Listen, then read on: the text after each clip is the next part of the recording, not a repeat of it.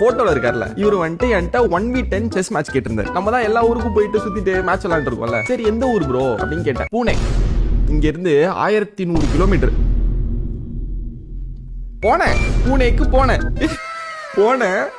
பூனே போனேன்.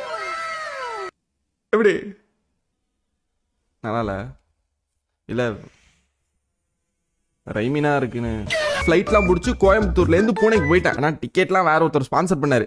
அது வேற கதை, அப்புறம் சொல்றேன். போயிட்டு லொகேஷன் எங்கன்னு கேட்டு லொகேஷனுக்கு போனா அது ஒரு டர்ஃப்ல என்னடா செஸ் மேட்ச் விளையாடுறது அப்படின்னு பார்த்தா உள்ள விளையாண்டுட்டு இருக்காங்க ஆல்ரெடி. ஃபுட்பாலும் கிரிக்கெட் வச்சு கேரம் போர்டும் பார்த்தேன். பக்கத்துலயே ஒரு பார்க்கிங் இருந்தது. அங்கேயே ஒரு வண்டியை குறுக்க நிப்பாட்டி போட்டு வண்டி மேல உட்காந்துட்டு போர்டை விரிச்சு செஸ் விளையாட ஆரம்பிச்சிட்டோம். என்ன கூப்பிட்டு இருந்தால ஒரு நண்பர், அவரோட ஃப்ரெண்ட்ஸ் எல்லாருமே வடக்கன்ஸா இருக்காங்க. சரிட்டு வரிசையா விளையாண்டோம். நான் ஒரு 5-6 பேர் கூட விளையாண்டேன். எல்லாரு கூடயும் ஆல்மோஸ்ட் டக்குனே மேட்ச் முடிஞ்சிருச்சு. விளையாண்டு ஜெயிச்சிட்டேன். என்ன கூப்பிட்டாரும் வந்து விளையாண்டாரு. அவரு ஓரளவுக்கு டீசெண்டா விளையாண்டாரு. மேட்ச் முடிஞ்சு டைம் வேற ஒரு 12 இருக்கும். லைட்லாம் ஆஃப் பண்ணிட்டாங்க. கிளம்புறான்னு போறப்பதான் கரெக்டா ஒருத்தர் என்ட்ரி கொடுக்குறாரு. வாங்க ப்ரோ கடைசியா ஒரு மேட்ச் போடலாம் அப்படின்னாரு. நானும் பார்த்தேன்.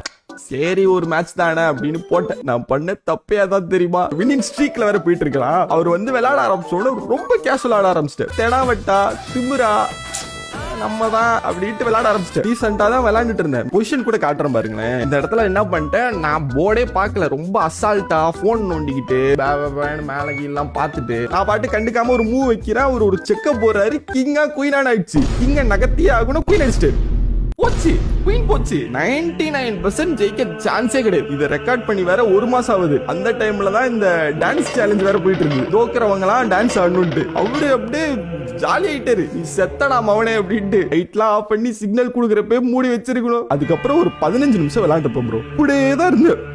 கண்ணை எங்கேயுமே நகர்த்தலையே. பயங்கரமா கால்குலேஷன் எல்லாம் போட்டு அப்படி இப்படின்னு ஏமாத்தி இருக்கிற பீஸ் ஃபுல்லாத்தையும் கொண்டு வந்து ஜெயிச்சிட்டேன். அப்புறம் ஆனந்த் சார் சைன் பண்ண போர்டை எடுத்துட்டு வந்து இந்த கேங் எல்லாத்தையும் கொடுத்துட்டு பேஸ் ஆயிட்டேன். இனிமே நல்ல பிளேயர் கூட எல்லாம் விளையாடக்கூடாது. தோத்துரும் போல.